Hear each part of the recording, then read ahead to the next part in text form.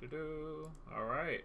Welcome to week 8 of the Other Side Sports podcast. I am here with John Emmons, Matthew Binkley joining me shortly. I am Josh Powers. John, how you doing today, buddy? Good, man. How are you? I'm doing good. I'm doing good. Feeling Finally it. I'm ready to get this going. It's warming up over there in Detroit. Yeah, finally a warm day up in the north. Yeah, it's nice. They got baseball weather finally. They can make up some of these games that they about missed. the eight games that they missed or something like that. Oh man. All right. So let's get a review of what we got going on today. We're going to talk about some of the stuff related to the NFL draft that happened over the weekend. Then we're going to move on to some NBA playoff talk. We're going to kind of preview all the series and just kind of talk about where we think that's going to go. I know some of the game ones have already been played, but we can still review it from there. Then we got the hold up segment. I've got the statements prepared for that. Then we're talking Major League Baseball, and we're going to actually talk about whether guys like Barry Bonds, Alex Rodriguez, Mark McGwire, Sammy Sosa, some of those guys that were really polarizing steroid era deserve to be in the Hall of Fame. And then we'll close it out with what's on my mind today, and I'll take that topic. So we can hop right in here. Emmons, so 5 quarterbacks went in the first round. We have Baker Mayfield go to the Browns, Sam Darnold go to the Jets, Josh Allen to the Bills, Josh Rosen to the Cardinals, and Lamar Jackson to the Ravens. So not limiting this to the first round, we're going to say any quarterback that was drafted. Which rookie quarterback is going to end up starting a game first? So the question to me was, when I thought about this subject, was not what quarterback will be starting, it's what Josh will start the first game. Okay. I think it's going to be between Rosen and Allen. You look at Sam Darnold, I think he will start this year, but like we talked about earlier, Todd Boyles, if he doesn't win, he's going to be on a little bit of a hot seat. But I think Josh Rosen's more in a start right away kind of role. Same with Josh Allen, who's needs development, but I don't think A.J. McCarron's going to be able to get much done for him. I'm going to go with the shocker here and say Josh Allen's going to start week 1. I think they're going to be impressed with his arm strength in camp, OTAs, and going into the preseason. I think he's going to prove some things, and I think he's just going to outshine A.J. McCarron. That's an interesting choice because I saw a thing today, a couple hours ago. He's actually starting number 3 on their depth chart. Smoke screens, baby, smoke screens. Smoke screens. I didn't see that, so we might regret this decision. So which rookie QB starts a game first? I looked. I saw a stat today that 6 of the last 7 quarterbacks that were drafted with the number 1 overall pick ended up starting week 1 of the season, which that statistic would lead you to believe that Baker Mayfield would end up starting week 1 for the Cleveland Browns. But I'm not picking Baker Mayfield to start week 1. I'm actually picking Josh Rosen to be the first one to start a game. I feel like that's the safest. I feel like it's the most realistic, safest choice. Reason being is not because he's better than Sam Bradford.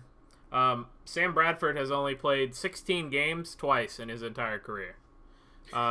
He got injured game 2 last year for the Vikings. Didn't see the field again. So I just have this feeling that Josh Rosen is going to be the one that starts first, just simply based on the fact that Sam Darnold's not going to put in a full season. And it very well behind that offensive line that didn't really get better this offseason. That's a really prime spot for Bradford to just take another big shot, and then he's done for the rest of the. He's done. So again. I guess my question is any of them starting week 1, or is this coming on later in the season? I think the one most likely to start week 1 would be Allen if I had to pick one, just because he has the least competition to work with. That's what went a lot into my decision. Yeah, Tyrod Taylor has proven that he can be a winner at the NFL level. He's not a great quarterback, but he's a winner. The Bills made the playoffs last year, and A.J. McCarron's unproven as a starter at least. Right. So I think Josh Allen has the best chance to start day 1 if there is one. Matthew, good evening. Hey. So, Matthew, we started off with which rookie QB starts a game first. John went with Josh Allen. I chose Josh Rosen.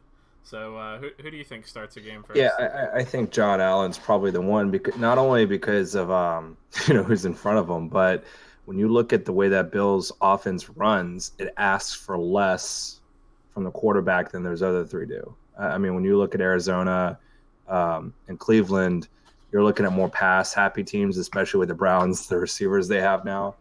And the Jets, I mean, they're just the Jets. I don't think that they're going to rush Darnold out like you were saying. That team is so devoid of talent. It's not even funny. So, yeah, I think Josh Allen for sure. Yeah, I agree because Sam Darnold is only 19 years old. Right. So he's got plenty of time. He'll be 20 at the start of the season, right? Something like that. Yeah, exactly. But he's got plenty of time before he has to before he calls it a career. I mean, he's 20. Like if he's going to be 20 years old, Tom Brady, even guys like Alex Smith who are pushing 36, 37.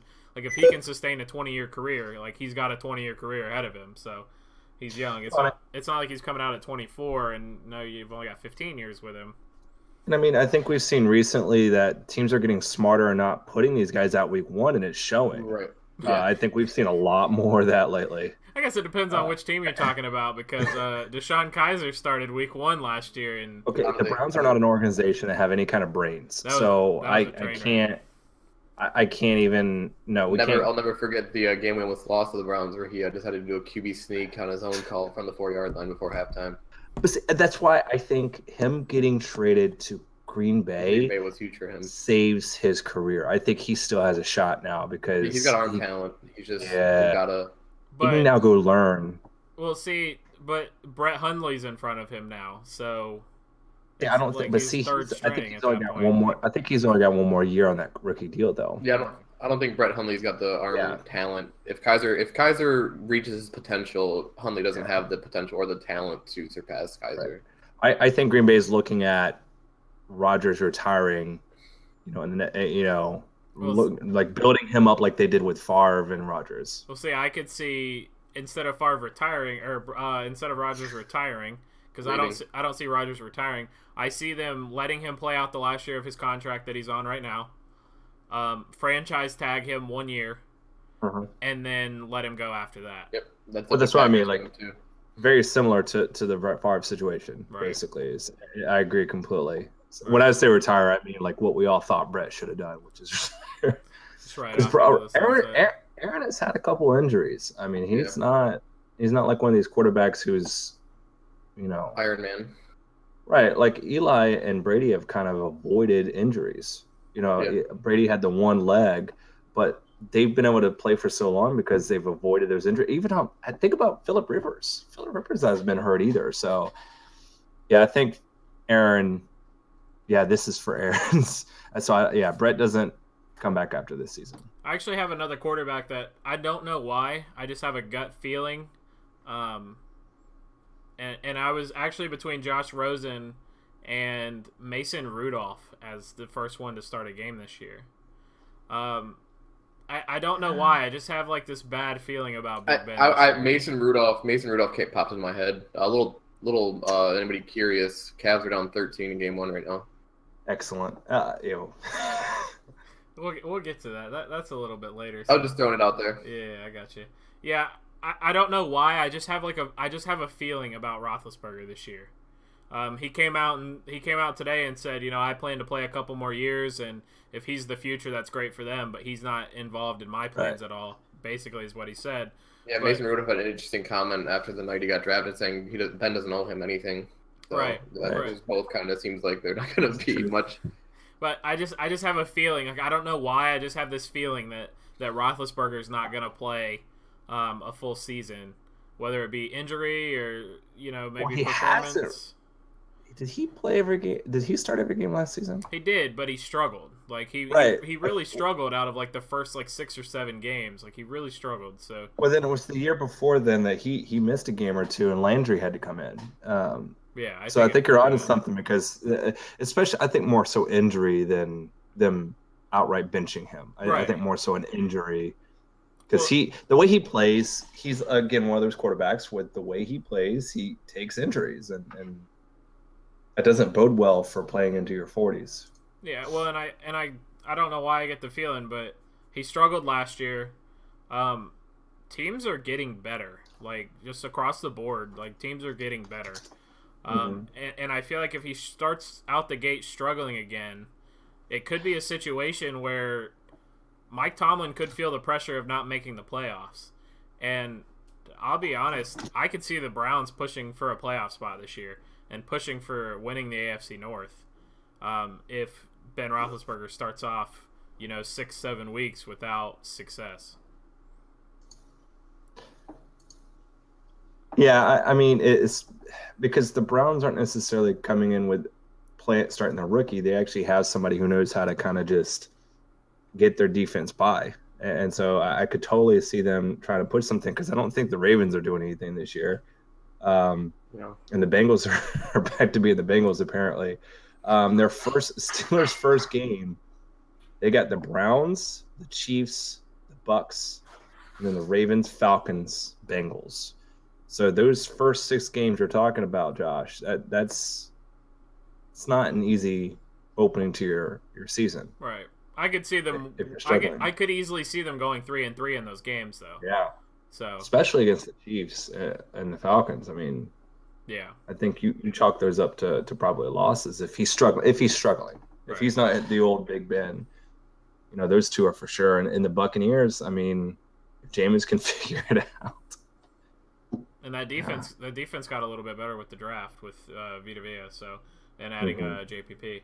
So you brought up the Chiefs, so let's move on to a topic that involves a Kansas City Chief.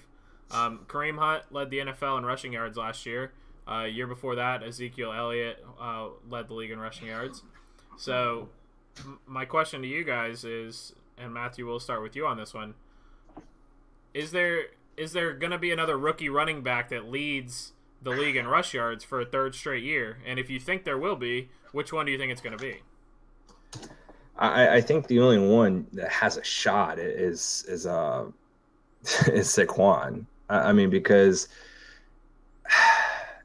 he's the only one I feel like can really take over. I don't think that you really have that other guy who's just gonna plow through and everything.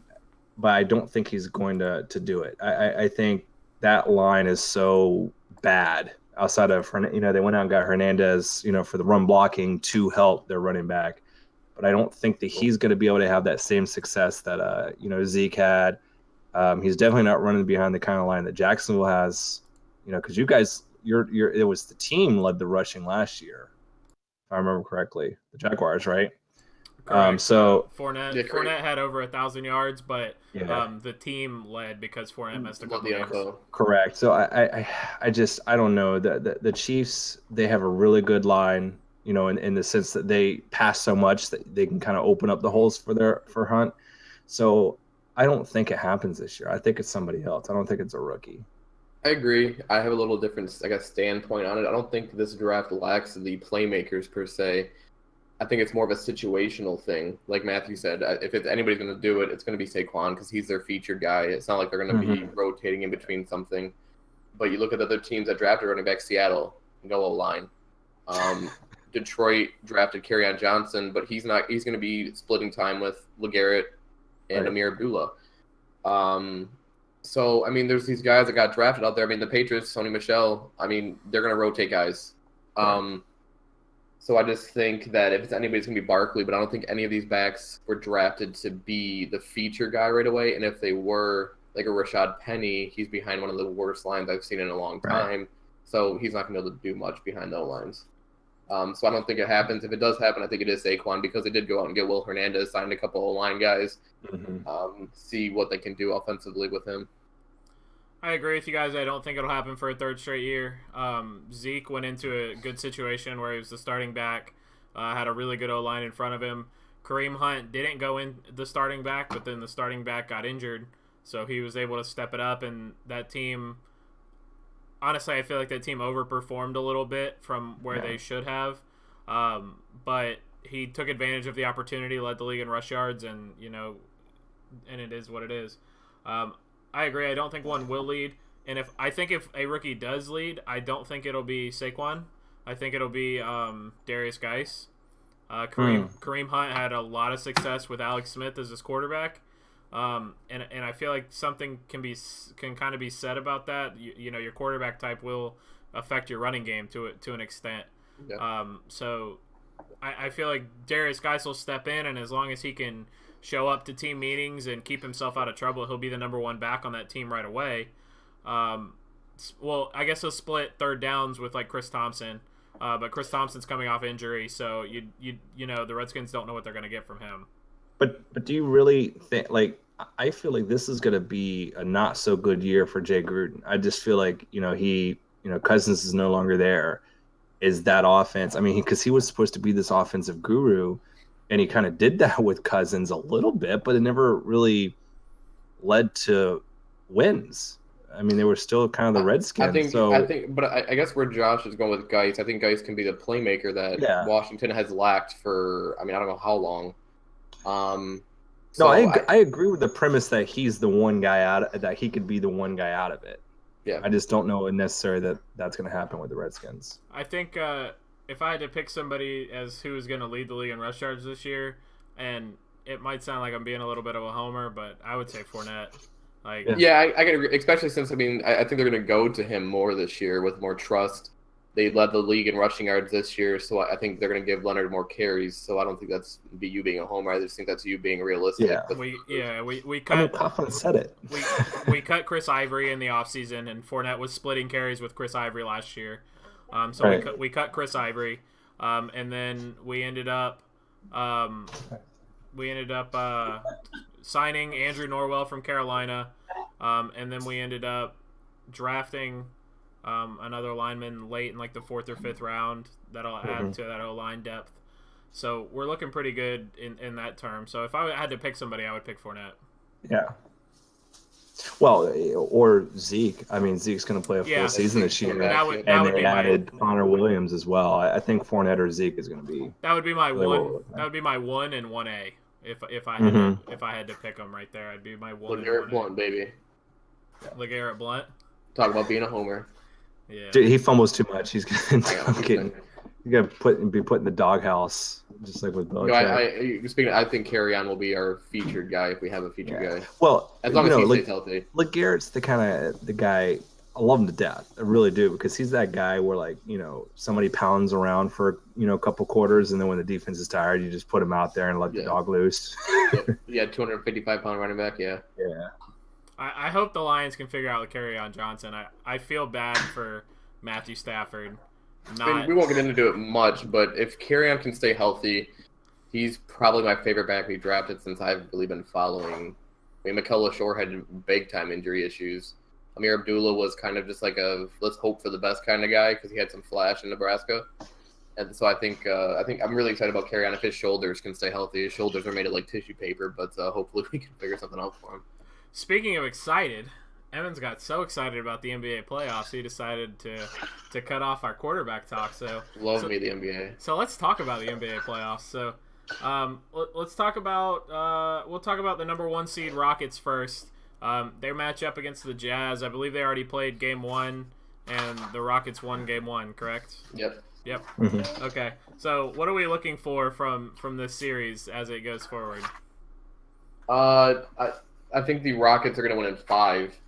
I think a main thing here that people don't really talk about much, if you're just a casual NBA fan, the effect of the Ricky Rubio injury. You now have guys like Dante Exum, who's been a disappointment there in Utah, bringing up the ball. Donovan Mitchell, a rookie, bringing up the ball. Joe Ingles bringing up the ball, who doesn't normally bring up the ball. They don't know what they're doing with. They don't really have a true point guard behind Ricky Rubio, and he had a great first round of the playoffs. Look at the stats. James Harden, I believe, had 43 points or something like that. No one can guard him on that team. No. So I just think Utah is a young team. They're going to be fun to watch in the future, but right now they're a little too young. So I think Houston runs away with this one. Yeah, I think that really in the West, there's nothing really to talk about until the Western Conference Finals, to be honest with you. Yeah, there were some interesting story points in the first round, but I think it's inevitable we're going to see Houston and Golden State battle. Yeah, they're on a trajectory to play each other. And Golden State just got Steph back tonight. So I think, we're not even talking about them yet, but yeah, Utah's one of those teams where they're young and they got a great piece in Donovan Mitchell. Yeah, and I think what kind of hurts them is they're just in the West, and so Yeah, I think they'd probably be like the 4 seed or something like that. Drake is ridiculous. Um, uh, yeah, I've seen that. yeah, so it's just I don't know. You're being kind of generous, I think, giving them a game. I think they sweep. I think they just get a game because I feel like Houston is a team to where I love watching them play, but I feel like they have almost too much swagger. I think they kind of fall asleep one game, maybe like the game 4, where the series is already over and Utah just comes in and steals one. See, I agree. I agree with Matthew. I have them sweeping the Jazz in this series. I just don't think. I just don't think I don't think Utah can handle James Harden, Chris Paul, that two-headed monster that is the Houston Rockets backcourt. So I do think if Ricky Rubio was, I think this would be a series. I think the Rockets still win in 5 or 6, but I think the games would be a lot closer. Ricky Rubio had a really underrated good year this year for how bad he's been in the past. Remember, John, those Nugget teams that were like very entertaining because they just would score nonstop. They just couldn't play any defense. Yep. That team could have given this Rockets team issues because they could just score. Even this Thunder team, I think this Thunder team is very similar to that because with the Rockets, you're not, like you said, you're not going to stop them. You just have to outscore them. You got it. You're not going to stop at James Harden, right? I think and Utah's more of a grind it out. They're like the Pacers of the West almost. They're going to grind you out. They're just going to play defense, and they're going to give it to Donovan Mitchell and let him do his thing. Right. The only thing go ahead. Even you got a guy down low, Rudy Gobert, who's not talked about much defensively. He's one of the best defensive bigs in the league. They got a good, great young core. I think they need another piece or so. Yeah, and I think losing Gordon Hayward, of course, also really hurt Killed them. Yeah, it really did. I think the one way they get that win to push it to a 5 is that atmosphere is probably like top 3 in the league. Yeah, I think crazy. that atmosphere. It's like OKC when OKC was first coming around with KD and Russ and James Harden. Right. I hate watching my team play in that arena because I can't stand the fans, and it's in a good way. Like I'm like, God, I hate you because you're just so how to get in their head. They don't have another pro sport, so I feel like once their team is finally competing, and so they're really rallying around them. They don't they have the Salt Lake soccer team? Well, yeah, they're crazy about them too. But I'm talking about. I know. we have an MLS hater in here. I'm going to give them credit. Well, that's kind of why I threw it out there. He tuned us out. No, I kind of did. I was looking up something else. So Emmons has Rockets in 5. Matthew says 4. I say 4. So then we'll move on to what you guys kind of alluded to just a second ago, and that's talking about the Golden State Warriors against the New Orleans Pelicans. And the Pelicans, I think, can get one. I think Steph the Pelicans can get one. Steph Curry does return tonight. Yeah, but I could see them stealing one because they got more talent. I mean, they at least have Anthony Davis who could kind of take over the game. I don't know, John, did you see the about how the Warriors players saying the Pelicans just wore them out? I mean, their pace just was exhausting, and they still won by like 20. Yeah. I mean, you look at game 1, Anthony Davis didn't have a good game. No. 9 for 20, only had like 20 points or so. I have a weird feeling about this series. I think New Orleans can get 2 out of this. I think tonight is a really tricky game with how good Golden State's chemistry always is. Anytime you have a guy coming back from missing a couple months, it's a little tricky to get back into the rotation chemistry-wise, especially game 2 in the playoffs. So, yeah, Anthony Davis has to show up. Rondo's got to show up. I mean, I think Rondo's plus-minus was 15. Anthony Davis was 27. So it's not like they had a big effect on the court when they were out there. Realistically, I can see Golden State sweeping this, but I can see the Pelicans taking it to 6. So I do have Golden State taking this in 6. I think New Orleans is another interesting team that I think they found the perfect complement to Anthony Davis with Nikola Mirotic. They need someone else besides Rondo. Rondo's not getting any younger, so I think they're just a piece or 2 away from being a top 3 seed in the East as long as they can hold on to Anthony. Yeah, getting Boogie healthy. See, I think I see Anthony going to the East at some point. I do too. I see him going to Indy or Philly or something like Yeah, I that. see. I can see it. Josh? I think if there's gonna be an upset in this year's playoffs, it's gonna be this series. It's another one of those things that I kind of get a feeling about for some reason. With the way that Anthony Davis has kind of taken over that team since Boogie Cousins went down. And like you said, he didn't have a good game 1. They ended up losing by a pretty good margin. But I think if Anthony Davis can bounce back and put up the kind of numbers that he was putting up before, in the first series against the Trailblazers, I think they'll have a better shot. And that's also another thing is the Pelicans had a lot of days off between them sweeping the Trailblazers and playing the Warriors, because the Warriors took it to 5 games in the first round. So the Pelicans had an extra couple days off, so it kind of came out a little bit slower, not as ready to play as the Warriors. So I feel like the Pelicans can make this a series. I think my original prediction had Golden State in 6 was my original. Yeah, that's fine. The thing that scares me with New Orleans is they can wear Golden State down with their pace, but I just don't see the firepower. I mean, they're starting Etuan Moore, who's not a bad NBA player, but when you look at a lineup of Steph Curry's coming back tonight, Klay Thompson, Draymond Green, Kevin Durant, I don't think it's like the Rockets. You're not going to stop them. You're just going to have to try to keep pace with them. And I just don't think New Orleans has the fire. I mean, you're going to have to look at Anthony Davis dropping 38, 45 points every night to make it a series. But I agree with you. I do think they can make it a series. I think they do take them until 6. All right, so let's talk about our next game then, and that's the Matthews Boston Celtics against the great last night. Philadelphia 76ers.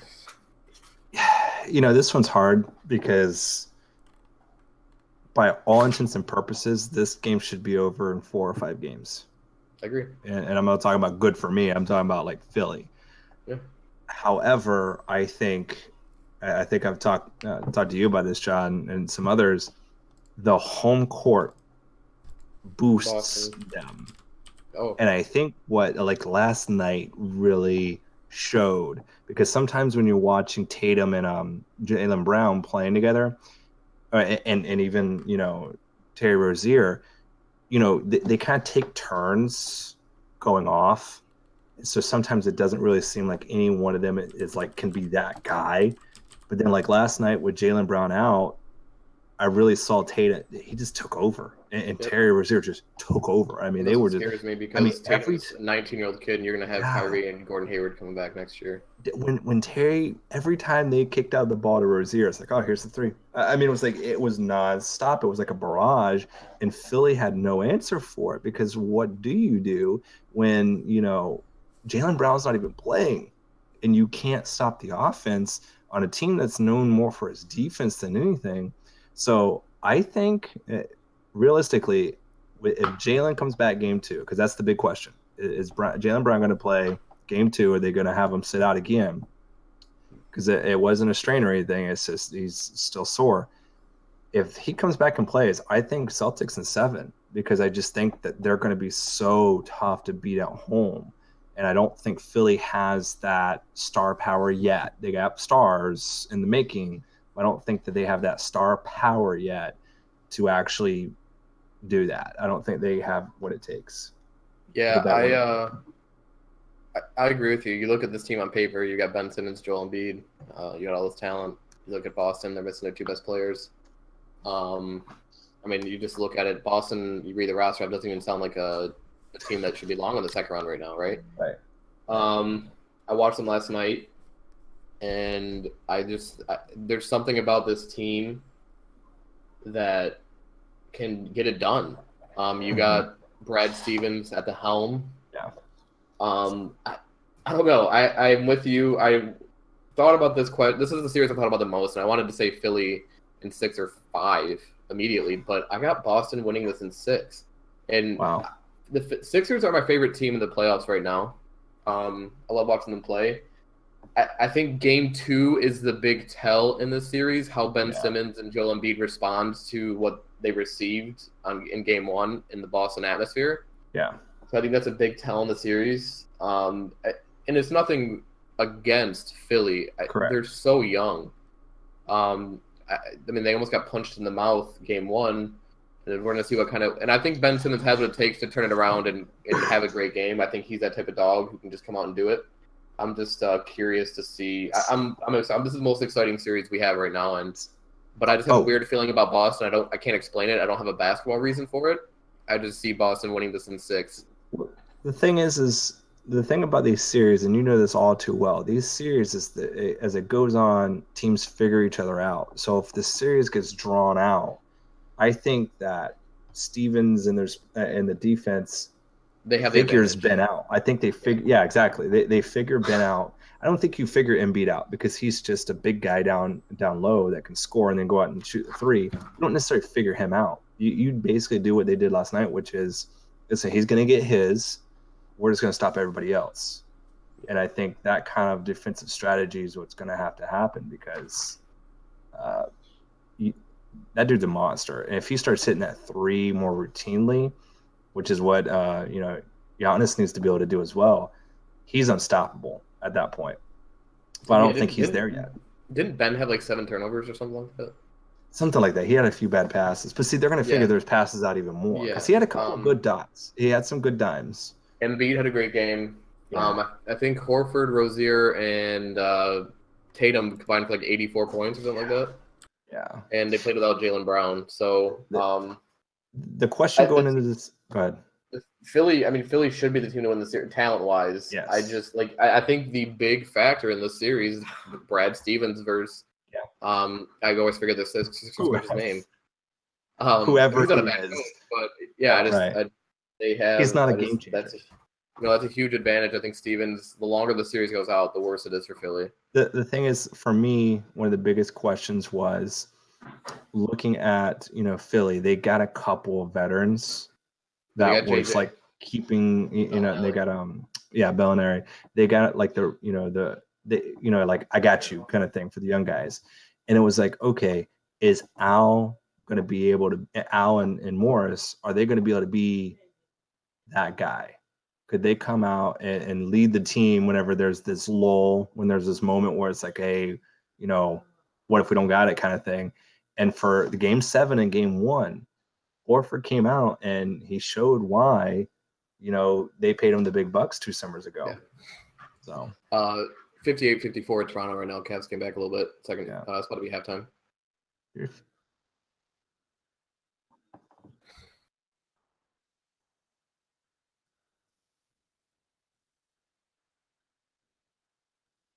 Mm-hmm.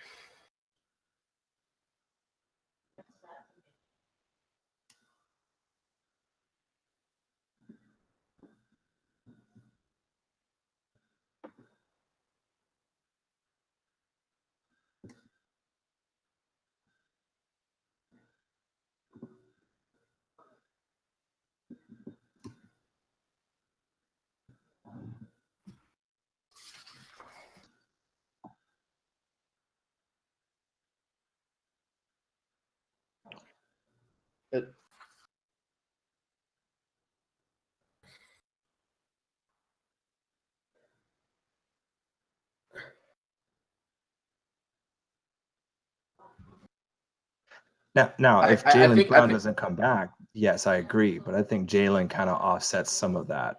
I also think a big stat that goes into basketball people talk about it, but like you watch ESPN, Boston had 21 turnovers. Yeah. And they still won by 18. Given Sixers are probably going to shoot a little bit better, but they're not a lights-out three-point shooting team. Right. You look at their roster, you got JJ and Bellinelli, who I would consider just pure marksmen. If the Sixers can get it going from 3, you got Joel Embiid. You can't stop him. No. He's their most talented player right now. And 21. No. That's another wrong thing. Still, though, that's all fouls for Boston. You turn the ball over 10 times. and Philly turned it over 12. Ben Simmons turned it over 7, and you still win by 18. I don't know. I just I don't think Ben Simmons can't turn the ball over 7 times a game, and the longer the series goes on, I think Brad Stevens has. The Celtics are a defensive team, Right. and I don't think Philly's played. There's not a defensive team like this in the East. Philly's used to be able to go out there and score and just have fun, which is great because they're a young team. But the Celtics are a bunch of dogs. And you talk about Jalen coming in and covering Ben. Yeah. And getting some pressure on him. I want Philly to win the series. There's something about the Celtics team with Brad Stevens as their coach and the way they play the game. I would like for the betterment of the playoffs to see Philly win because I think this is it. I mean, Can you imagine if we have a Toronto Boston Eastern Conference Finals, and then it's. Philly, then it's all. I hate to say it, but Philly and the Cavs give us the best chance for the East to compete in the finals. Yeah, because at least LeBron can try and do his thing. Speaking of LeBron James, and as Emmons keeps mentioning, LeBron James is going up against the Toronto Raptors tonight. You notice I didn't say the Cleveland Cavaliers because that's not much of a team up there in Cleveland right now. So what are your guys' thoughts on this game? I think. Well, okay. Before you say what you think, I'll let you go first. What you think? I just have one question. I want us to get this out of the way. Is it really an upset if Cleveland wins? No. Okay, thank you. Because they're the 4th seed, so theoretically they're the lower seed. But the fact that they have LeBron James. Okay, I agree. I do consider them the underdog because I mean Toronto, you look at paper, they're the better team, but Toronto always chokes and the Cavs have LeBron. Mm-hmm. As much as I wanted to not go this way, I have the Cavs in 7. I think LeBron carries them again, but I think it kills them, ends up killing them in the Eastern Conference Finals. I think LeBron, I mean, he's going to get gassed. I mean, playing 2 series in a row with 7 games, having to carry your team and do everything.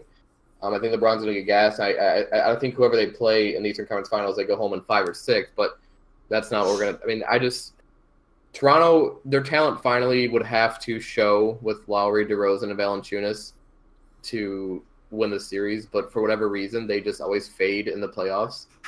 I mean, they fade against the Wizards. Cavs. Yeah, and the Wizards, I mean, they had that series after the first couple games, and they just fell apart. So I think LeBron's talent is going to be enough to win the series. I think he's going to be exhausted. I mean, even last night, it was more of a joke, but I mean, there's some seriousness in it. He said he just wanted to go home. On Sunday, he said he wanted to go home. So relax. He's exhausted, and he should be. He has the right to relax. He carried that team. Cavs are much of a basketball team, like Josh said, so I think LeBron's talent gets them to the Eastern Conference Finals, and I think LeBron's how many ever streak it is to the championship ends this year, though. This is a tough series. I don't understand Toronto. Like, all these years, I don't get it. Like, they just get to this point where it's like they have the talent. Yeah, they're just there. And I almost wonder if you're the GM of that team, do you at some point just go, okay, this is not the group? Yeah. I mean, you look on paper, you got Kyle Lowry, DeRozan, Ibaka, and Valanciunas. That should be a team in the East that should be able to win some games. Well, it's almost like, there's somebody who, is really nice. And they have a lot to say, and you can be really friendly with them, and they have good hygiene and everything. But there's just something about them you don't want to talk to them. You just don't want to be around them. It's like the Raptors, because they're nice. They're really talented, but it's just like there's something about them that you just don't want to look at, and it's, I don't know. I hate to say it, but I want to say it's Toronto in 6. I think this is the year though that because you've got to with this Cavs team. This is the year for them. You played a bad Wizards team in the first round. You played a Cavs team that has LeBron James, but their roster is atrocious. Yeah. I think this is their year. Fun tidbit about the Cavs, though. Jose Calderon is apparently worth a lot more money than LeBron James is. Crazy. That's an asinine statement, and it's not as bad as your LeBron James' son going number 1. I know you're joking, but that's an asinine statement. It's a fact. I agree with Emmons. I think LeBron James carries this Cavaliers team past the Toronto Raptors. For whatever reason, the Wizards kind of struggled all year to kind of get it together and win games down the stretch. But somehow they managed to pull 2 games off of Toronto and make them sweat a little bit in that first round. Yep. So I don't know how you give up 2 games to John Wall and Bradley Beal, who kind of couldn't figure out how to really coexist together all season, and then expect to take 4 games off of LeBron James. I mean, I think it's just kind of implausible to expect that James won't get help in at least 1 or 2 of the games to kind of put Cleveland over the top for a W.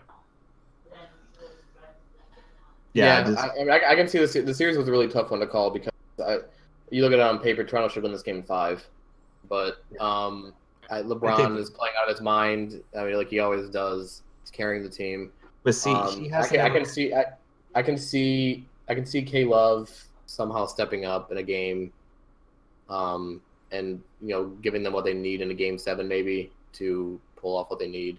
Go ahead. I think this goes down in 6 to the Raptors. I think the thing is that LeBron has never, for an extended period of time, carried. He's always had like that series or 2 where he's had to carry, but it was way too early that he had to carry. And this isn't the point in his career where he's got to carry because he's not getting any younger. Correct. And I don't care how superhuman and athletic he is, Right. Your body doesn't get younger just because you're LeBron James. As many games as he's played, at least Jordan had the 1 year of baseball where he just kind of went and chilled. And that's what I would say about LeBron. It's like he's so great with how everything is today. It almost hurts him because we expect so much from him. And if he comes up so short, he just gets the short end of the stick, unfortunately, for him. So, unfortunately for LeBron, I mean, he's going to be exhausted. This is going to be one of the toughest playoff runs he's had to make in his career. I don't know. I can see Toronto beating him. I'm with Josh, so I just think LeBron has enough talent to edge out the Toronto Raptors. How many games do you think it takes, Emmons? I said for this series? Yeah. Oh, I said 7 originally. Okay. I have the Cavs in 7. So and that's why I think kills them, because I think LeBron having to carry for 14 games straight, I think is going to get him housed almost in the Eastern Conference Finals. If it goes 7, and the Cavs win it, and Boston's on that other side, I think Boston wins. I think if Sixers or Boston win, I don't think it matters who it is, in my opinion. True. I went the opposite direction, kind of where you guys went. Even though LeBron has played 15 years in the league, and he's having to carry this team that's kind of looked helpless, I have the Cavs sweeping the Raptors in this series, and the Raptors not taking a single game. So there's your And I made an asinine statement. There's your hot take for the day. Jose Calderon and the Cavs sweep the Raptors. Yeah, there's your hot take for the day, boys. All right, let's move on to my favorite part of the show, which is going to be our hold up statements. I love this part. We were just talking about LeBron James, so our first statement is gonna include LeBron James, and listen very carefully to the way the statement is worded, okay? Because it's very important. Your statement is LeBron James is the greatest athlete ever.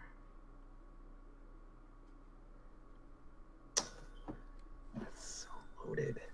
See, now I'm agreeing with this statement. I'll get that out right away. I'm agreeing with this statement because not only has LeBron been the top of his profession for his entire career, he's been in the spotlight since he was 18 years old. Not once has he had any kind of scandalous story come out about him. There's been nothing but good said about him as a person. He's an excellent basketball player. He helps in the communities. He donates money. He volunteers. He does all these excellent things. He has 100% been the athlete that a kid could look up to and say, I want to be like LeBron James, and nobody would be like, well, don't be like this part of LeBron James, be like this part. If somebody says, I want to be like LeBron James, that's it. You leave it at that. Yeah, he's a great and person. while Matthew's thinking over there still about if he wants to say hold up or not, we'll give him an extended period of time here because it is a loaded question. I think you covered almost everything there, but I think the most impressive thing about LeBron James in his 15-year career, where's the serious injury that happens to every player? This guy has stayed healthy. He's been in the spotlight since he was like a freshman in high school.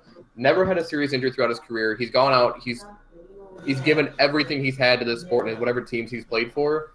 And he's 6'8", and he's 250, whatever he is. And that man can do things that most people smaller with more, that would have more athleticism, can't do. You're that big. You can do what he does. He's a freak of nature by definition. I don't think there's anyone close to having his athletic capabilities on top of his off the court, what he does off the court as well. So Matthew, at this point, are you saying hold up, or you just want me to continue and go on with the second statement? Well, even if you don't say hold up, I'm curious to see who your guy is that you're kind of hung up on. If it's not LeBron. See, here's the thing, though. I'm not hung up on like comparing guys. I'm like, okay, what are we looking at when it comes to athlete? Because if we're looking at what Josh is saying, yeah, I don't know. When I think greatest athlete, I don't really consider off the court kind of things. But yeah, I can see where he's going with that. See, that was kind of where my question was directed. Was if you include, and that's why I said careful on the wording, because when I say he's the greatest athlete ever, I mean like his entire scope of his of him. Like he's considered an athlete. He plays a sport. So I'm not talking about just his athleticism. Like his ability to jump high or to run fast, that kind of thing. Like him as a person, as an athlete. Like I said, he's the complete package. He's no issues off the court. Nobody really has anything negative to say about his personality except like Kyrie Irving. No, there are people who have things negative to say about his personality. You just don't want to hear it. And the thing that's said about his personality is that if he doesn't get his way, he takes his ball and goes home. That's who LeBron James is at the end of the day. Painting him as this guy who is just, he's this and he's that. He literally went, like everybody who complains about this team around him as though this is like something that was done to LeBron. These are the guys LeBron chose. Like these are his guys. These are his guys. These is who he wanted around him. But that's also the most they could get for the guys that weren't working on his team. I agree with your statement somewhat, but at the same time, you have a guy who came into his career, and your next best guy next to you for most of your career is Boobie Gibson. Why would you not go to Miami? But here's the problem with that statement. But like last bit on this, and then we're gonna move on. Me saying that he goes in and kind of like my ball, do what I want. I'm going to take my ball home. The Tristan Thompson contract is because of LeBron. I agree. I'm not necessarily disagreeing with you. I just kind of I see both like sides. That original team though, that whole idea that he left and went to Miami. Who wouldn't? He took a couple of those guys with him. That were those guys we were talking about. Well, yeah, but those guys were big. I mean, they were good pieces to the Miami team, though. So Zydrunas Ilgauskas was a big key to Miami. Before we move on, Matthew, who would you like nominate if you had to pick one person as like the greatest athlete ever? Well, in terms of like just athlete, see, I don't look at it that way. No, I agree. I'm with Matt how I look at it. Athlete, I'm almost looking at Cal Ripken or LeBron, because you want to talk about injury. Yeah. And you look at the amount of games Cal Ripken played. Now, I don't think that – now, that's with injury. Like, we're talking about, like, okay, what is an athlete? If we're talking about, like, athlete is, like, just superhuman, can do everything, jump high, all that other stuff, it's LeBron. Because he literally can do anything on the court. And I don't think anybody's ever been able to say that. But in terms of durability, I'd say Cal has him beat, even though he hasn't had a minute. Like, that's so hard because LeBron literally hasn't had an injury. Like you say, major injury. This is minor injury. He hasn't even had right. And even when he misses games, it's because it's a rest game. He's inhuman, and he pounds down low too with some of these guys. I mean, he plays a game where you get sprained ankles. I mean, a lot. I mean, you turn your ankle a lot, and I don't remember the last time I've seen LeBron turn his ankle. So Right. let's move on to the next topic. That was a good conversation, and I didn't even think of Cal Ripken. So that was Cal Ripken's a great one. That was a nice point. That's a good debate. So your second statement, we're sticking in the NBA with this one, and it's kind of fitting since the Warriors play the Pelicans tonight. Statement is: Anthony Davis is the best player in the NBA, not named LeBron James. Hold up. Oh yeah, go ahead, Matthew. No, there are several players. I think that the idea of Anthony Davis, the idea of what we, looked at when he was in college, he just hasn't. He's a great player, but he's not the best outside of LeBron. I mean, I would say that the best outside of LeBron is Giannis. Giannis is like right there. Like, that guy, the way he's built. I think Shaq and them were talking about it the other night on the Game 7. If he adds the 3, it's over. You don't cover Giannis at all. Yeah, I think Giannis just lacks the mentality to take over. I think that's what kills Giannis. I think people, they don't forget about him, but they forget about his talent because of where he's playing. I still think Kevin Durant's second best player in the NBA skill wise. You can't stop. You can't. If you put him 1-on-1, you can't. That man is one of the best. Besides James Harden, he's the best scorer in the NBA. I think Anthony Davis is top 5, but I hate comparing. A big man's never going to carry to anything. Unfortunately, we haven't seen that in years. So Anthony Davis is a freak of nature. He is amazing. Mm-hmm. I don't think he's the second best player in the NBA. He does come to mind though. I'm not as far off on it as Matthew is, but he does come to my mind. But I still think Kevin Durant pops into my head. I would say he's top 5. Just the idea of him being 2 there's a big difference between 2 and 5.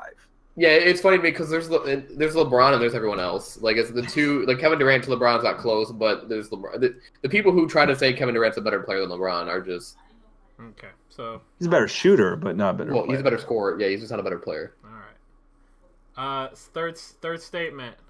So we had 5 rookies drafted in the first round of the draft on last Thursday night.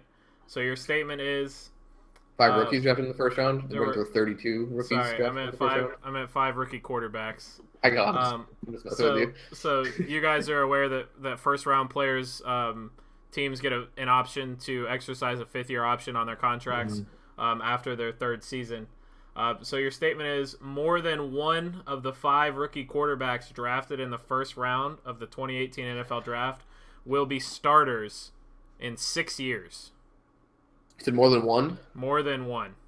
Yeah, okay. I'm going to say hold up on this one. Okay. I think one of them will be a starter. If I had to lean towards one, I was curious to see who's one. If I had to lean towards one being a starter, I would say it's going to be Baker Mayfield. He's got the most help around him. So I think even if he struggles at quarterback a little bit and doesn't perform maybe or look as good with mechanics as the rest of the quarterbacks that came out this year, he can kind of hide that a little bit, kind of like Blake Bortles has the last couple seasons with the team that's around him. Yes, yeah, I think this draft of quarterbacks, I don't think you have a necessarily Hall of Famer here or a top 8 quarterback. But I think you got a group of guys who are good enough to start for an NFL team for 7 to 8 years and kind of be there. So I can see Darnold. I can realistically see 4 of these guys still starting for a team in 6 years. I think Allen, if he develops, I think Rosen, and I think Darnold, and I think Mayfield. If you would have said starting with their original team, their drafted teams, I probably would have said hold up. Yeah, but at least if that's what you meant, I'll say hold up. But I think you can get a guy who would leave and go start somewhere else. They're talented enough to start in this league. I just pulled up like Mark Sanchez. Mark Sanchez just comes to mind. His 6th year, he started for the Eagles. Yeah. Okay. So I mean, yeah. Okay. So 4th question. I just brought up Baker Mayfield. So, and he plays for the Cleveland Browns, as we all know. Cleveland Browns picked 1 and 4 in the draft. So your statement is the Cleveland Browns will win at least 2 games this year. That would double their total over the last 2 seasons. I agree. Cleveland was, a couple turnovers away from being a 6-win Cleveland's team winning last at least. year. Cleveland's at least winning 5 games. They were a couple turnovers away from being a 6-win team last year. Pick sixes. I don't care how bad of a franchise they are. If they don't win at least 5 games this year, they should just burn down that franchise and never play another football game in their life. And we'll move on to this last statement, and that'll lead us into our last little segment of the day. Albert Pujols is about 3 hits away from reaching 3,000 for his career. Albert Pujols is most definitely a Hall of Famer. So your statement is Albert Pujols will reach 700 home runs in his career, and I'll give you guys a little standing on that. He's currently at 619 home runs, and he's under contract with the Angels until 2022. How old is he right now? 37. And you're saying he is going to get 700 home runs? He will reach 700 home runs. Hold up. Oh, God. Yeah, I'm going to say hold up, too. I just, if this was back in the day of the steroids, he would have made it. No, seriously. I mean, just no, I know. It's funny that we're going to be talking about that next. And it's just slowed down so much. I was trying to give a little bit of a, I was trying to help out a little bit. So I think that it just is slowed down so much. I just don't see it. I think Trout is the main guy. That he's not even, I don't see him getting in 4 years. What was it, 81? And I think you look at guys like Pujols, you can look at what happens to their body and how much power they lose when they get older. As like a guy like Miguel Cabrera this year, who's hit like 3 home runs. He's still batting over 300, but you lose your power. Right. I mean, like Matthew said, in the non-steroid era, you're not going to be hitting 30 home runs a year when you're this age. He's still got a way to go to get there. He's not getting any younger. He is under contract, but I mean, that can bring up plenty of contracts for guys that are A-Rod. Yeah, I mean, so I hope he does. I'm a Pujols fan. I think he's done it the right way. I don't see him hitting 700. That's such a tough milestone to reach, especially when you're 81 away still at his age. I actually disagree with both of you guys. I think Albert Pujols would get there. He only has to hit 81 home runs over the next 4 years. That's basically 20 a year. He's already at 5 this year. He hit 23 last year. And Barry Bonds, his last 2 seasons when he was 41 and 42 years old, hit 23 and 24 home runs. If Bonds wasn't on steroids his last 2 years, so he went through. He missed an entire season because he was dealing with that off the field, Supreme Court case with the steroid thing. His last 2 years he wasn't on steroids. He still hit over 20 home runs. So I think if Bonds can do it at 41, 42. Pujols being as good a hitter as he has been his entire career, I think he can pull it out. Even though Barry was on steroids, I also think Barry was in much better shape his whole life than Albert Pujols. Pujols hit 23 home runs last year. He's already got 5 this year. So yeah, he's being consistent. I think he gets there. Barry Bonds was on steroids, but he also, besides the steroids, he's always really, really. You look at Albert. He's not he's not out of shape, but he's not in his tip-top motion. I think the power's going to drop off. I think it's 23 is fine, 5 is fine right now, but I think if you look at the next few years, his power is going to drop off. And one last point, and then we're going to move on to our last topic because we're getting to the end of our time. Albert Pujols is now no longer the number 2 bat on that team. You've got Justin Upton, Zach Cozart, Luis Valbuena, Shohei Ohtani, Mike Trout. All those guys are kind of protecting Pujols.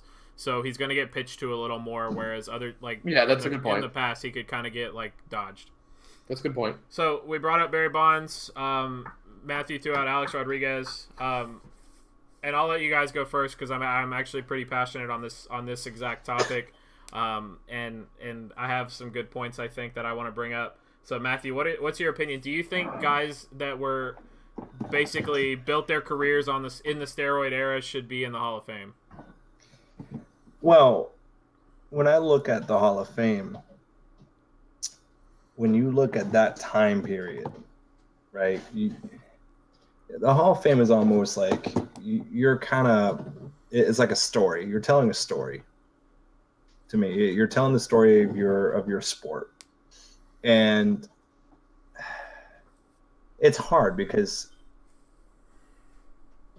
they put up numbers. I mean, the steroid itself didn't make the home runs happen. Right. And I think it's one of those things where you could juice me up as much as you want. You'd have to put a lot up here. There's no way in hell I'm going to go out there and be able to hit these home runs.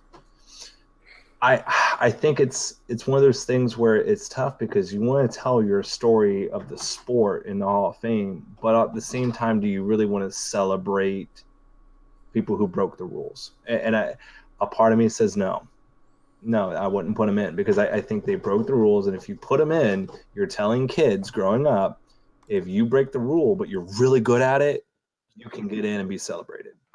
So I say no.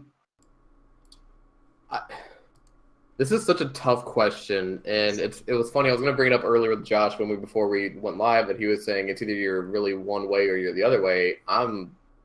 It's tough for me to choose here. I'm going to go yes. And to me, if you're a Hall of Famer, talent is huge to me. Off the field, off the court, whatever stuff is big too. But talent-wise, hitting a baseball is not easy, to say the least. Like Matthew said, steroids don't. You can juice me up all you want. I'm not going out there and even. I probably will get like maybe 2 hits in my career as a baseball player. Yeah. So they put up the numbers. Yeah, the home runs were there, but those guys are still talented baseball players enough to be in the Hall of Fame. They put up the numbers. My thing is, do you really want guys in the Hall of Fame with numbers being tainted per se? But I think if you're enough of a baseball guy, like I know Josh is, and Matthew, you watch baseball too, the talent that they had to be able to hit the ball, hand-eye coordination, all these other things that go into it that steroids don't help you do, I think you can put them in there. I'm on the yes side with this. But if you put, before Josh goes, because I know he's going to go, if you take one of these guys who has played baseball all their lives and they really are good baseball players, they just don't have that power, and you juice them up, who's to say they wouldn't have put up the same numbers? That's the hard part for me is even though you couldn't just juice me up and me go hit it. Even if they do get into the Hall of Fame, it'll always be tainted, and that's what turns me off from it. But I find it hard to believe that Sammy Sosa wouldn't be in the Hall of Fame. I think you could argue some of these guys would still be in the Hall of Fame. How is it going to be tainted? So are you saying, like, in our mindsets it's going to be tainted, or that it's going to actually be in the Hall of Fame that says it? Because if you look at history, there's a lot of people who twist history as time goes on. Right. The people in their time would have been like, if they talk to you now, they'd be like, what are you talking about? That's not the way it was. So I think it would have to literally be prescribed on there that this is what happened. You wouldn't be able to say, oh, it's just going to be tainted. It's going to be passed down through generations, that this is why they were able to get it, but we celebrated them anyway. It'd have to be literally in the hall that this time period. It's almost, you know what I almost would want to see?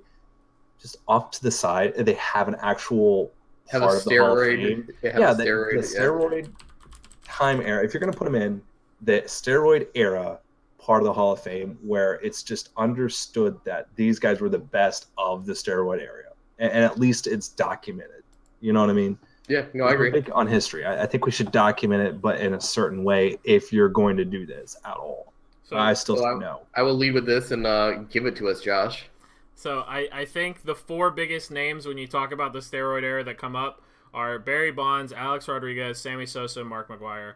To a lesser extent, you get Jason Giambi and Rafael Palmeiro, but those 4 guys are the key there. Yeah, they're the key to the steroid era. So you guys just give me a yes or no. Don't give me any kind of explanations. But if you could put them in the Hall of Fame, just give me a yes or no really quick. Would you put Barry Bonds in? No. No. Would you put Rodriguez in? No. No. Would you put Sosa in? Yes. Would you put McGwire in? Nope. I don't know enough. I didn't follow McGwire, but I don't know enough about McGwire to really answer that question. So if it's on me, I'm putting Barry Bonds and Alex Rodriguez in. I'm leaving Sosa and McGwire out, and let me tell you why. But if you look at their career... Before you go, I would say Bonds was the toughest one for me because he was not like he was a bad baseball player or anything like that before he... But go ahead. You can't really... I went and I did some research, and Barry Bonds says that he believes that the steroids started in 1998. He says that he thinks is when the trainer started giving him steroids. Bonds began his career in 1986 with the Pirates. If you believe his statement, which is all I have to go off of, he still led the league in home runs in 1993 with 46. Bonds was an excellent baseball player even before he says he admitted to steroids. The reason that I say you put Bonds and Rodriguez is because even if you diminish their home run numbers a bit, which I think that you should, based on, the steroids did improve them a little bit and kind of increase their power through their later years. Bonds is the only member of the 500-500 club. That's 500 home runs, 500 stolen bases, and he's got over 700 home runs. I actually averaged his home runs and Rodriguez's home runs over their careers and replaced. So Bonds had 36, Rodriguez had 34 average per season on any season they played over 100 games. Any season that they hit over that average amount, I replaced with their average amounts of 36 and 34. Bonds is still 6th place all time, and that's with being the only member of the 600 and 500 club. Rodriguez would go from 4th to 15th all time, which is still impressive. Bonds is a career 298 hitter. Rodriguez career 295. There's only 3 guys in the 500 home run, 300 stolen base club right now. Those 3 guys are Barry Bonds, Willie Mays, and Alex Rodriguez. So these are multi-tool players. Bonds also won 8 Gold Gloves. So steroids are not going to help his Gold Glove. No, I agree on Barry. So he was a 13-time All-Star. He won MVP 7 times. Only 2 of those times did he lead the league in home runs, which is kind of what they're revered for. And Rodriguez won 2 Gold Gloves, 3-time MVP, 14-time All-Star. He's got over 3,000 hits, over 2,000 RBIs. Bonds just comes just a little bit short in those 2 categories. So I think that's why you put those 2 guys in, because even without steroids, they were excellent players. Bonds and Rodriguez were still hitting 30 and 40 home runs even without the steroids. They just kind of prolonged it. I still think they would have been inducted without the steroids based on their numbers before, plausible steroid use. See, my reason for not putting them in the first place, I'm okay with the numbers. I see what you're saying, and I get it by the numbers sense. Why it would make sense that, average wise they would have done it, and anyway they would have been in the same kind of ballpark, those 2 specifically. I have an issue with if you're putting them in, you're really kind of saying it's still okay. They would have been able to do it, and they would have been able to get close anyway. And I have a big thing with perception, just in general, just in life. I'm not talking about just baseball, that rewarding, yes, they could have still gotten those numbers or close to them, but they still broke the rules. Right. So my only argument with that breaking the rules argument is that the rules have already been broken. Jeff Bagwell is in the Hall of Fame, and he was also looped into that steroid use. I wouldn't have put him in either for that same reason. So if Bagwell is going to be in there, Bonds and Rodriguez need to be in there. Well, but the question is if I would put them in. Right. And I wouldn't put anybody in there associated. Now, if you're saying with the way it is now, with the guys who have already been kind of put in, then yeah. Okay, so let me revise that then. With the guys who have already been in, would you put all 4 of them in, or just some of them? Yes, because you've acknowledged that this is a part of your game. You'd put all 4 of them in, including Sosa and McGuire? Because you acknowledge that steroids are part of the game, but that is just something that happens. Here's the thing about Sosa and McGuire, though. Here's the thing about Sosa and McGuire. I'm sorry, Josh. I know you love baseball, but I couldn't give a lick about baseball before those 2. They brought an excitement to the game. They brought this. Now, yes, they ended up tainting it, but they at least gave it some life. I mean, I agree with Matthew, because when I was a kid, I liked baseball, but I mean, you're not going to pay attention to it. But the 2 names I always heard were Sammy Sosa and Mark McGwire. Mm-hmm. And I didn't have that in any other sport when I was a kid. They're polarizing figures, okay? Mm-hmm. They are. That by name, they're polarizing. By statistics, which is typically what gets people into the Hall of Fame in the first place, they're not. So their per home run average is higher than Bonds and Rodriguez. They played way less seasons. So Sosa played 16, or Sosa played 17. McGwire played 15 or 16. Bonds and Rodriguez both played over 20. I think they both played 22. Sosa and McGwire combined for 1 MVP award, 1 Rookie of the Year. Neither of them had a Gold Glove. McGwire didn't even hit 2,000 hits. And Sosa's a career 273 hitter. McGwire's a 263 hitter. They just weren't as good of players as Rodriguez and Bonds were. Like Bonds and Rodriguez, regardless of the steroids, would have been top 5 players in the league from the time that they entered to the time that they left. Sosa and McGwire, and I love Mark McGwire. Mark McGwire was my favorite player growing up as a kid, and I'll say that he's still like a top 5 player for me now. Because like you said, he was polarizing. He was a lot of fun to watch, but I wouldn't put him in the Hall of Fame because if you look at their numbers based on what you can kind of project where they would be without the steroids, I don't think that those two should be there because they wouldn't have got there without them. Whereas I think Bonds and Rodriguez would have got there without them. See, I'm looking at the Hall of Fame. Like, when you look at the Hall, you're looking at the guys the sport. Like, I'm looking at them as what they were doing at that time, not necessarily just purely the numbers. And I get it, baseball is the number thing. That's why I actually can't, get all the way into it because there's way too many numbers to really keep track of. But I think if I look at that era, yes, it was a short period of time compared to the others. I get that. But I just think that they did something to the sport in terms of injecting, pun intended, some much needed energy into the sport that really kind of changed that trajectory a little bit. They brought offense back. I mean, if you look at it now, there's offense in baseball, and that was always the knock on baseball was watching paint dry. And I think that their mark on baseball's history isn't necessarily the extended amount of numbers, but what they did at that time for the sport. If we're going to put them in, if we're going to put that era in there, then I feel like they led to what we have today. So my only thing with them is, and this is kind of what I based it on when I was going throughout the whole process of doing this, was, do I think they would get in? And I'll make this my last point, and we'll move on because we still have another topic to cover. And I know we're really past our time. Even in Bonds' last 2 seasons at 41 and 42, he led the league in walks both years. He was like, people were still afraid to pitch to him because he could hit so well. McGwire was never that feared because it was either a home run most of the time.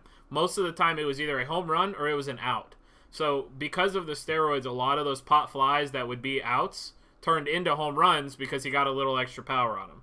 That wasn't the case with Bonds and Rodriguez. Those guys could flat out hit, period. And that was that. And the steroids boosted them just like they boosted Sosa and McGwire, but those guys were better hitters, better players all around. So we'll move into our last topic. So let's talk about Player of the Month. We're each going to nominate one person who we think should be Player of the Month, and then we'll all vote, and we can't vote for our own guy, and we'll try to get a consensus, one for AL, one for NL. Matthew, I'll let you go first. Give me one AL, one NL player. So my AL player was Mike Trout.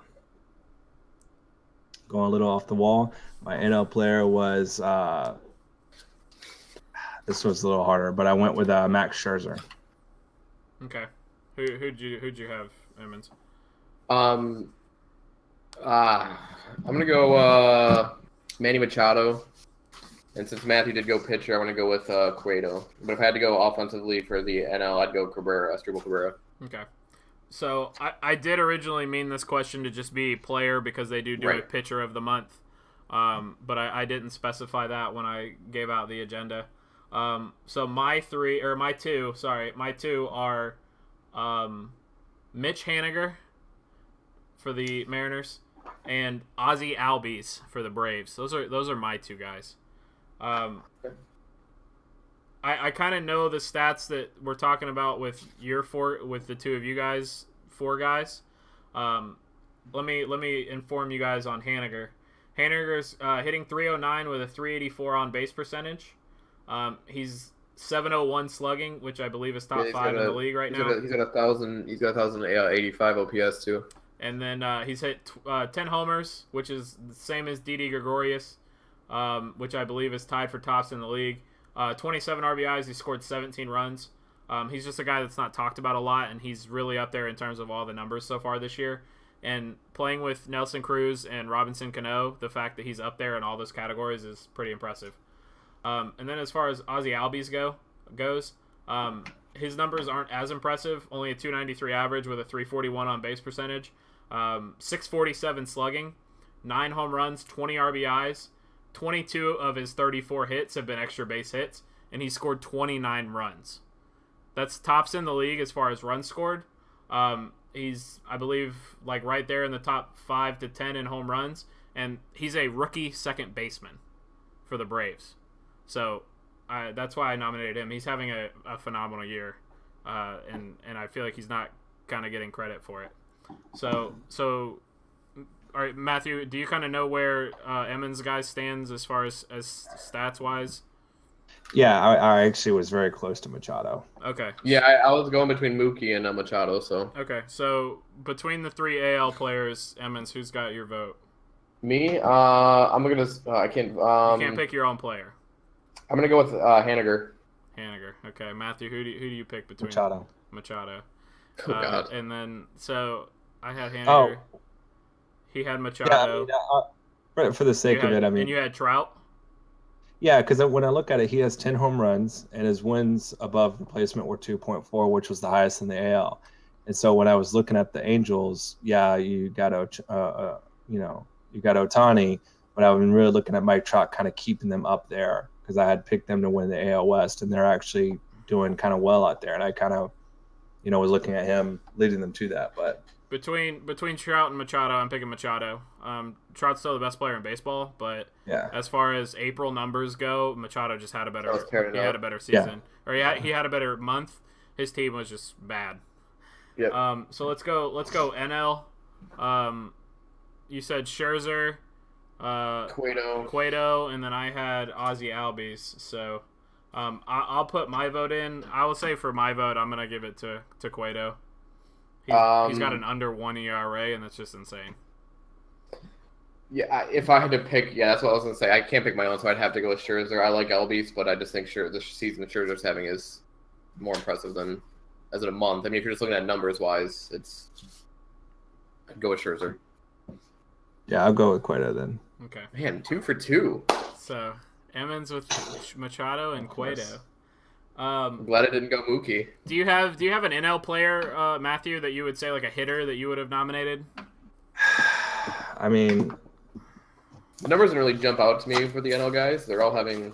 Yeah, it was all kind of like jumbled together for me. But it's Struble to me what he's doing.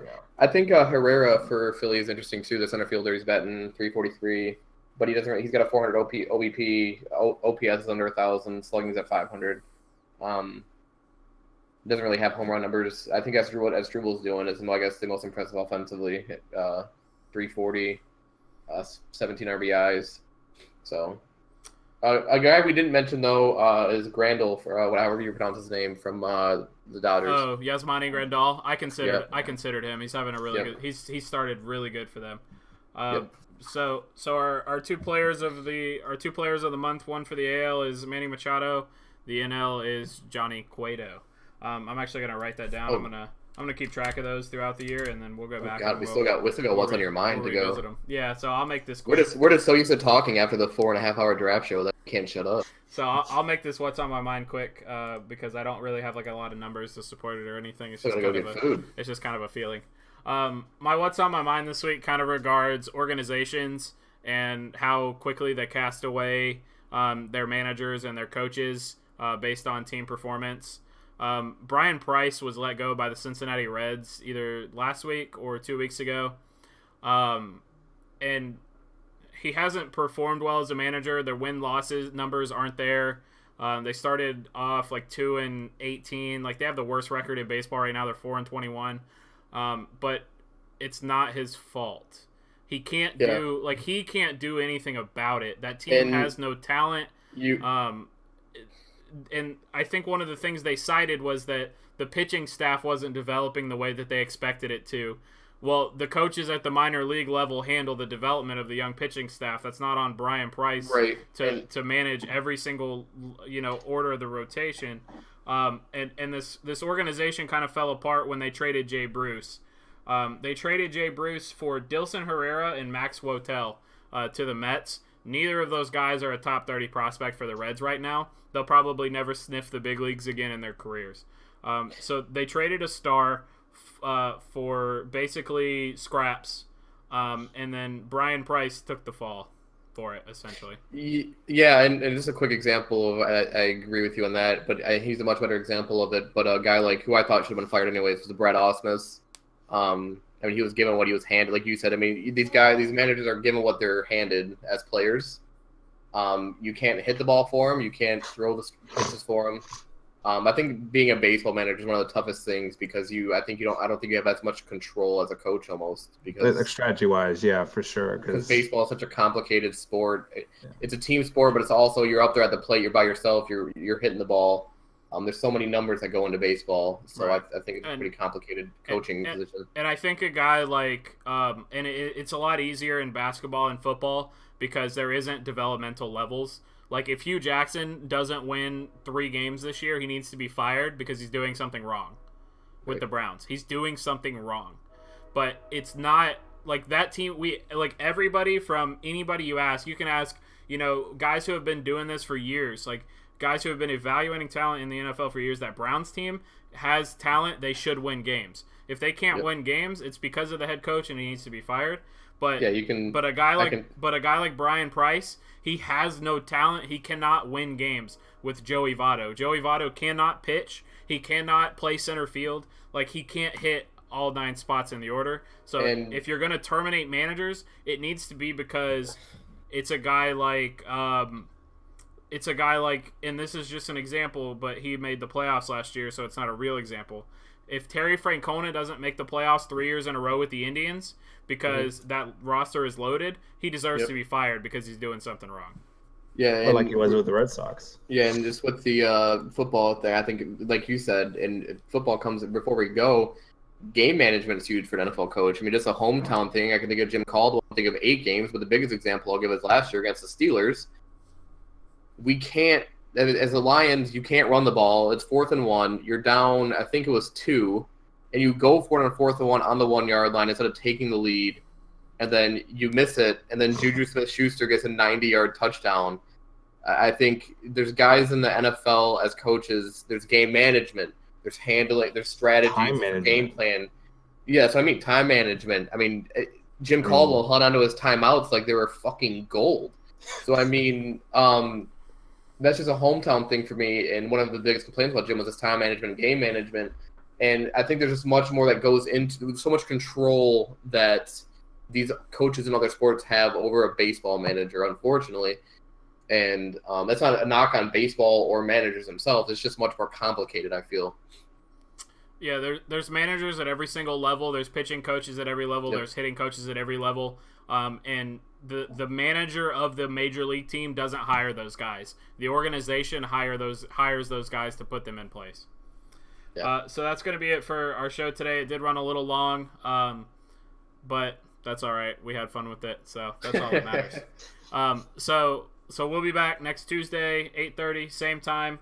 If you're out watching, thank you for watching. If you watch it on past broadcasts or if you watch it on YouTube, thank you for watching. You can follow our Facebook page, follow our Twitter page. We post updates and stuff there. All the links are there if you need links to the YouTube channel or back to the Twitch channel. YouTube channel. Yeah, if you're logged in. If you're logged into... If you're watching our YouTube channel, just hit the subscribe button. That's all we ask. Right. All you have to do is sign in with a Google account. Google and YouTube are one now, so all you have to do is sign in with a Google account. Just give that YouTube that YouTube page a subscribe. So thank you guys for watching. John, Matthew, thanks for being here and talking with us. talking with me about this lovely world of sports that we've got going on right now. We'll see you guys next week, Tuesday, 8:30.